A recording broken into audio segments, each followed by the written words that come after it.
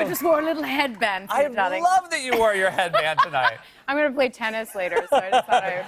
But like you're gonna play tennis at night without sure. lights. Of course. This is what this is for. Yes. It's my sweatband and light. It's perfect. Thank you. It's very. No, I know very few people who could pull it off, and you are in that small category. I'm one of those idiots. Yeah.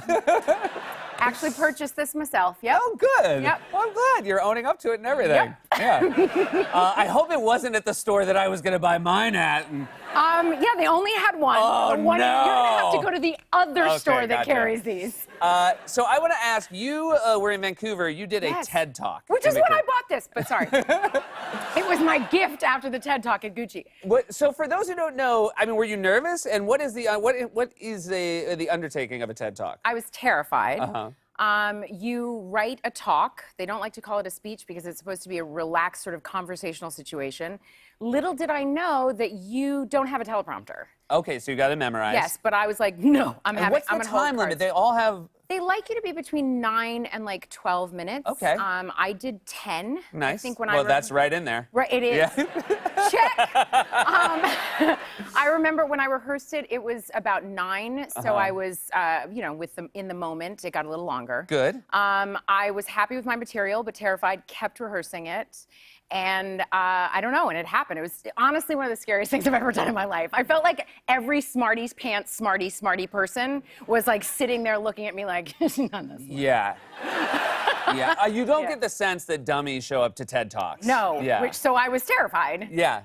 And what was that? Who were the other people you met over the course of doing it? Okay, well, first of all, when you go to TED, you get invited into their community, their TED community. So you get to join the TED app, which is like a TED Connect app. Okay. And I think it was so you could create a community there, but I thought it was a dating app. Okay, gotcha. I've never been on a dating app, but I was like, oh, look, there's a bio and a picture. I was like, this guy's cute, this guy's cute. So my friend that was with me was like, she was like, let me see who's in your network. And I was like, okay. She was like, everyone in your network is a black man with a beard. Oh, yeah. I was like, is that true? Oh, interesting.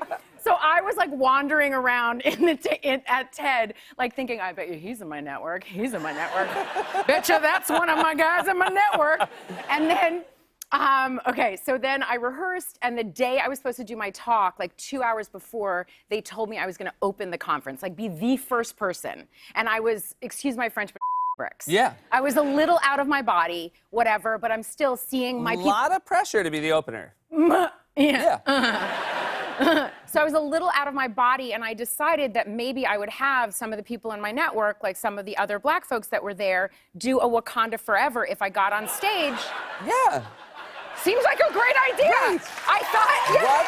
So I thought it would like give me a little Wakanda juice. Do you know what I mean? Like, What and is I'm gonna a network for if not that? If not for that. Yeah. So I am walking around like telling people like, listen, if I'm first, I'm a little nervous. If I go up there in Wakanda Forever, don't leave me hanging. They were like, we got you. I was like, great, you got me. I'm walking out to go get myself together, and I see this bearded man, and I'm like, this is my husband, clearly.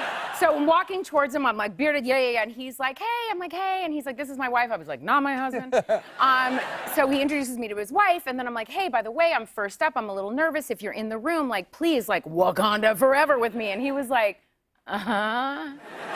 Cool. Okay. Little awkward, but I was like, great, nice to meet you. We go down, me and my friend go down in the escalator, and she's like, oh my God. I'm like, what? She's like, I cannot believe that I just met Ryan Coogler, the director of Black Panther. I was like, where was he?